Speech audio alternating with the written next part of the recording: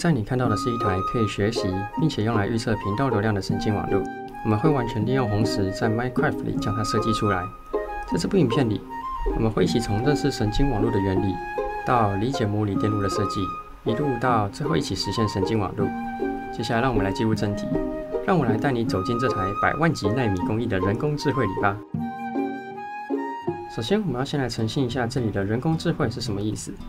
我们今天的目标是让人工智慧具备学习的能力，这有很多种实现的方法。那我们采用的是目前学界、业界，甚至可以说是整个世界都目前最流行的，而且在许许多多的大语言模型、各种绘图或者是图像辨识软体上都有使用的方法，它叫做反向传播。那么问题来了，什么是反向传播呢？假设这些零散的数据点代表的是一只狗，那我们要做的就是让我们的模型，也就是我们的函数变成一条狗。但是要怎么做呢？要知道，我们的电脑只会看程式动作，不像我们的人脑一瞬间就能看出来这是一条狗。所以我们需要一个演算法来让我们的机器去学习，让它辨识什么是一条狗。反向传播的概念很简单，简单的说，假设我们的模型认为每件事一定都有些特征跟规律可循，只要找到规律，那么我们就能找到最优解。而反向传播指的就是我们找到规律的这段过程。那么最重要的问题是，我们要怎么让函数去学习？我们要怎么进行反向传播？我们要怎么让一条看起来跟这些点毫无关系的函数融为一体呢？聪明的你可能会想到，我们是不是可以计算点与函数的最短距离，并调整函数让最短距离缩小呢？理论上可以，这也是机器人学习的关键之一。但是只有一个致命的缺陷，如果我们只是一个简单的线性函数，透过不断的调整系数并观察最短距离，我们有很大的几率可以找到最优解。但是如果我们今天的系数不只有2个呢？它可能会有几千、几万，甚至几千万、几百亿。而你一定也有听说过，现在应用在现实需求的模型参数都已经达到几百、几千亿的等级了。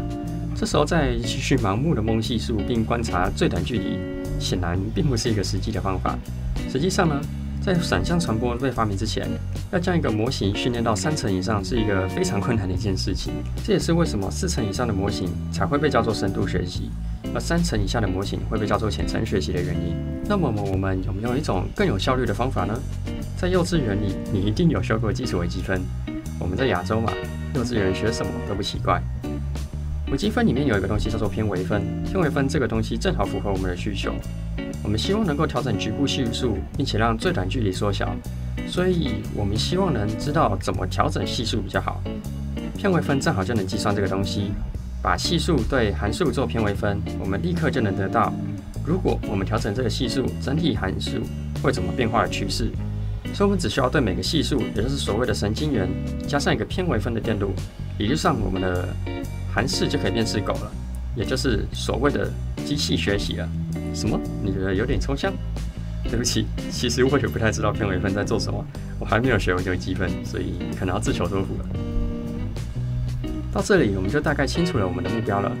首先，我们有个在上一部影片就做完的神经网络，接下来只需要加上反向传播的单元就行了。但现在显然这还是比较属于抽象的范围，所以我做了一点点的研究跟笔记，在图书馆花了一点点的时间，我把我们的目标给细分成了好几个小目标。我们只要能做出这些小机器，就能够做出会学习的神经网络，而且它出乎意料的简单，我们只需要乘法机跟加法机就可以了。毕竟神经网络本来就不是困难的东西嘛。但反向传播要考虑的可就多了。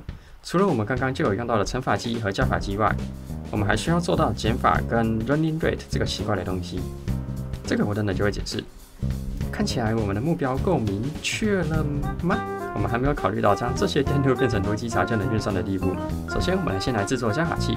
我们有文明的瑰宝，人类的希望，由网络大神 Amy Natural 设计的 Looping Carry Safe Adder， 有 Combinational 的运算方式，有 All-Case 2 Ticks 的运算时间，还有莫名其妙有个小提琴机，跟超级简单的操作逻辑，在运算上就这是什么概念呢？这就像是我们的科技树还在1080超牛逼的时候，它已经弄出了一个5090。我们还在妈妈10块的时候，人家就已经在车库弄出一个 Google 出来了，就是这么厉害的机器。乘法机的部分虽然比较理想和使用的方法是透过让加法机吵到冒烟，也就是国小学的那种一直加的乘法，但是在Minecraft这个在逻辑上模拟逻辑闸，再用程式写出来的逻辑闸上面再模拟逻辑闸的超大硬体草台班子上面这样做的话，很显然，这样会冒烟的不是加法机，而是我的 CPU 跟我的头发。所以，我们这边可以借用一点二进制的乘法机制。简单说明的话，二进制的乘法跟一般乘法的机制会非常接近，甚至可以说是一模一样的，一样都是由加法、进位、位移组成的。举个例子，如果我们想要做101乘以101，那我们要做的就是将101位移3遍，然后都填入格子里，然后将有0的位置给消除掉，最后再把所有的数字加起来就可以了。因为我们从隔壁大佬扒过来的加法机十分厉害，所以我们并不需要考虑进位跟加法的问题，我们只需要处理位移的问题就可以了。而非常的幸运的是，位移的电路在现实世界中是真实存在的，是这个，它叫做移位暂存器。而一般来说，在现实世界存在中的机器都会有其他大佬做的红石版本，所以我也很幸运的就找到了我们可以参照的机器，将它稍微改造之后，我们再与加法器再做连结，最后再加上一点点能让机器跑起来的逻辑魔法，我们就获得了一台最大支援13 bit 乘以13 bit， 或是输入端相加最大 bit 等于26的乘法机了。接下来我们来到 learning rate， 刚刚我们没有提到这个是什么意思。我们知道训练机器的过程就是不断的投资料进去，然后再根据偏微分计算出的函数做调整。但是因为我们的资料集往往会很庞大，所以在投资料的时候就有可能会导致调整的幅度过于夸张，让我们一直没有办法调整到最完整的参数。就像那种不知道为什么会有人玩的自虐跳高游戏，或是一只猴子在拿着棒子打各种大魔王之类的。一集我们就要全部重来，变成像西西弗斯推石头一样，我们必须想象它会是幸福的。我们当然不希望看到我们的宝贝模型变成那样幸福的样子，所以我们要让我们的模型冷静下来，将调整的数值变小一点。具体的做法就是将数值乘以一个比较少的数。在红石上，我们有个很聪明的做法，因为二进制的数字将右偏移的结果相当于数字除以2，这不难理解。因为二进制就是一大堆2的次方，所以我们就可以重复利用刚刚提到的移位暂存器，每移位一次就相当于乘以1/2。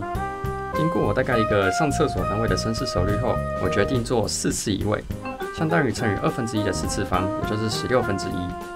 至于因为移位而被我们丢弃的小数点们，我就选择当作没看到了。最后一个我们要做的东西，我不知道它有没有正式的名字，我叫它复数转换器，又或者叫做二补数转换器。这是因为如果我们要更新我们的参数，我们会需要做一个减法，这个是偏微分的部分。这代表说我们又要研发一个减法器，感觉很累，所以我不想。所以替代方案就是 a 减 b 相当于 a 加负 b。我们要来做 a 加负 b， 看起来很荒谬，你可能会觉得这个在做超大意大利面的人终于是疯了，他到底有没有在动脑？但没有，我很清醒 ，crystal clear，OK。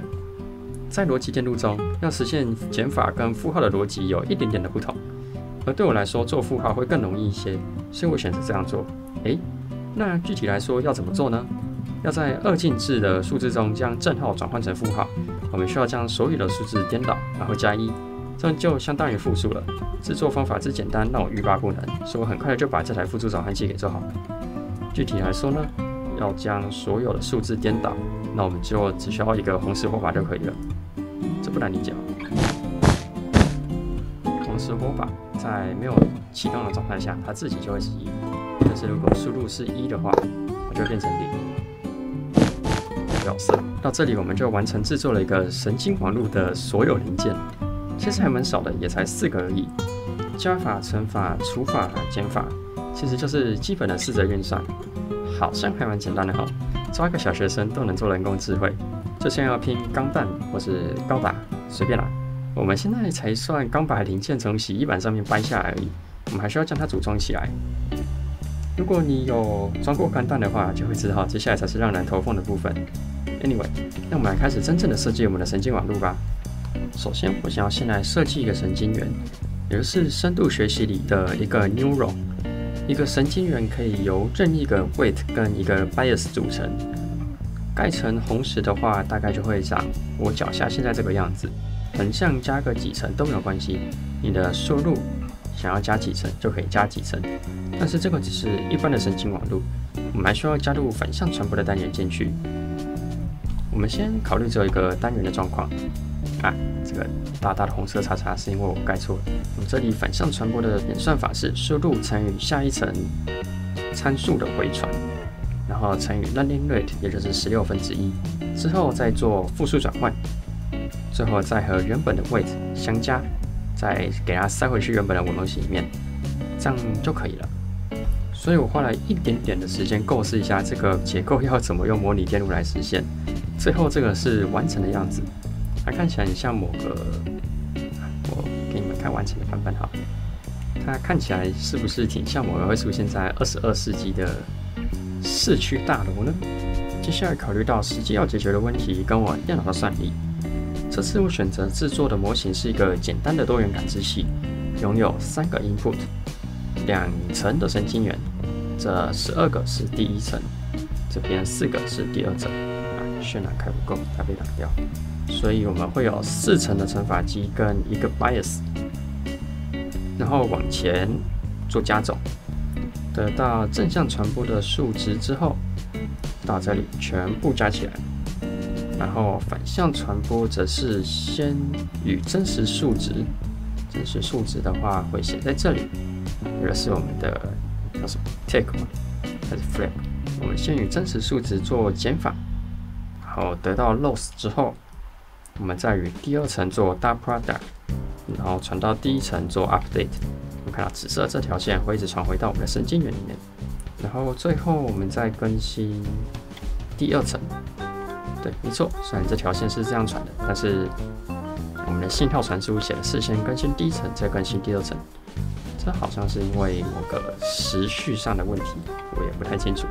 这样就相当于是一次完整的学习了，很棒吧？总之，这里设计跟试错的过程真的非常的不 refreshing。debug 你可以不做，但你一定要请明天的你来做。总之就是一堆排列组合的过程，然后就做了整整150到100多个，150到180多个游戏时数吗？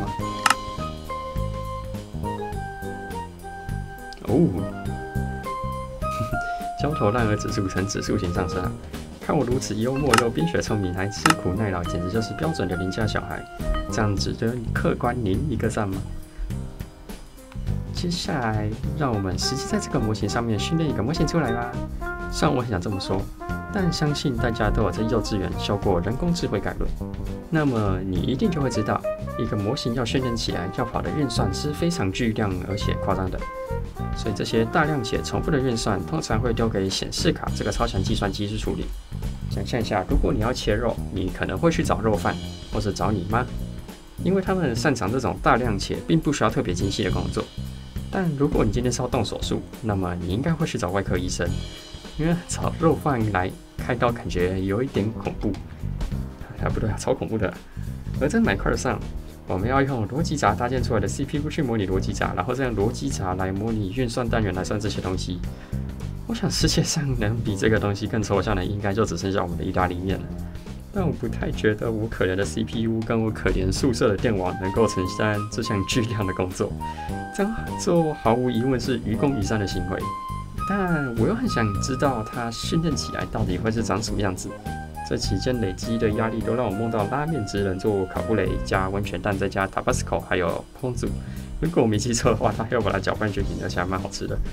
后来聪明的我想到一个聪明的方法 ，Fine Tuning 又称为预训练。用人话来说，我们先用 code 把模型给训练好，然后再丢几个 sample 做样子就可以了。那种期末报告的感觉耶！那我们开始吧。对于这次要训练的模型，我有个特别的想法。因为我这次设计的模型是支援非常大的数字的回归运算的，所以我在想，我是不是可以用这台机器来预测我频道那巨量的观看量呢？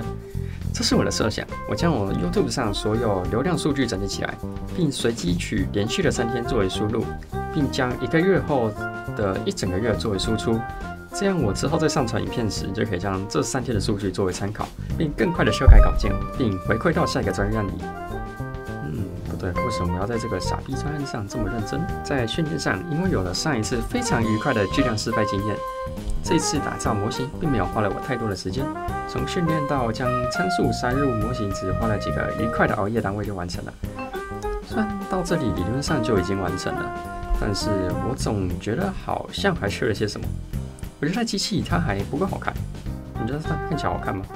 我想要它看起来更自工一点，所以我做了一点小小的装饰。哦，那我的电脑开始烧起来。我把我所有看得到的实体方块都换成了红石灯，这样它就亮起来了，根本就是赛博电子花车。不得不说，除了因为大量的光照更新让我的电脑要烧掉了之外，它看起来真的挺酷的。除了这大量的光照更新之外，我还在输出的部分接了一个小小的萤幕。这个小萤幕也是由别人设计的，具体是谁我已经忘记了。人家可以将我们2进制的输入变成一个10进位的，也就是我们常看到的数字。这样我们输出就可以直观的得到了我们的回馈。在这里，我进行了模型的第一次运作，它看起来目前为止一切顺利，就是不知道为什么结果是比正确答案多出了1000多倍。说实话，如果预测流量有那么多，那我会挺开心的。但一定是哪里出了一些问题，所以想也知道嘛，我的模型是不可能会有问题的，一定是出在别人写的荧幕上面。当然那个是不可能的。经过我天才的脑袋思考过后，我发现我在将模型进行训练时，有做了一个叫做标准化的操作。你可以把它想象成把输入压缩好几倍在输入模型里面的一个操作。而我天才到在输入时竟然没有考虑到这件事情，差点形态就要产生一点点的变化了。这里应该要放个烟火才对。不过这里更奇异的是，我有将模型设定成可以自己选择要不要进行训练。而当我将模型的训练模式开启时，照理来说，下一次的数字应该要更接近真实答案，但这里输出的数字瞬间就爆表了。我们整集的主题竟然算是完成了，但不太完成，实在是有些抽象。但不管，到这里我们终于完善了这台机器。依照自贡惯例，我们需要为这台机器取个名字。而聪明的我马上就想到了，我们这台是利用反向传播制作的机器，而它是人工智慧的一种，那我们就叫它 Backpropagation Artificial Intelligence， 反向传播人工智慧，简称 Bad Apple。超棒的，对吧？好了，我就不继续屁话了，接下来让我们来实际看看它运作起来的样子吧。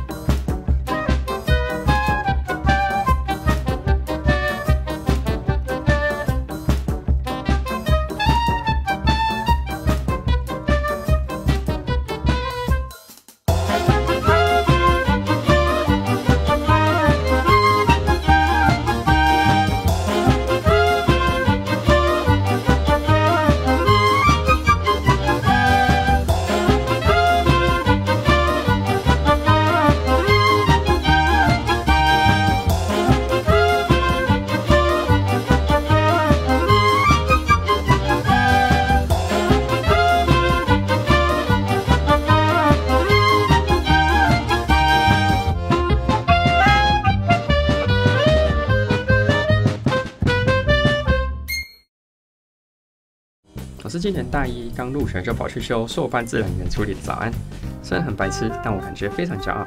如果你喜欢我的影片，请不要吝啬留下你的3连，这样你可以更常学到一些完全没有必要的白痴人工智慧知识，或者看到我做非常有意义的白痴计划。当然，在留言区跟我交流的话，我会非常的开心，因为那对我来说几乎可以说是做这部影片的全部理由。所以多打点字吧。那么我们今天的影片就到这里，拜拜。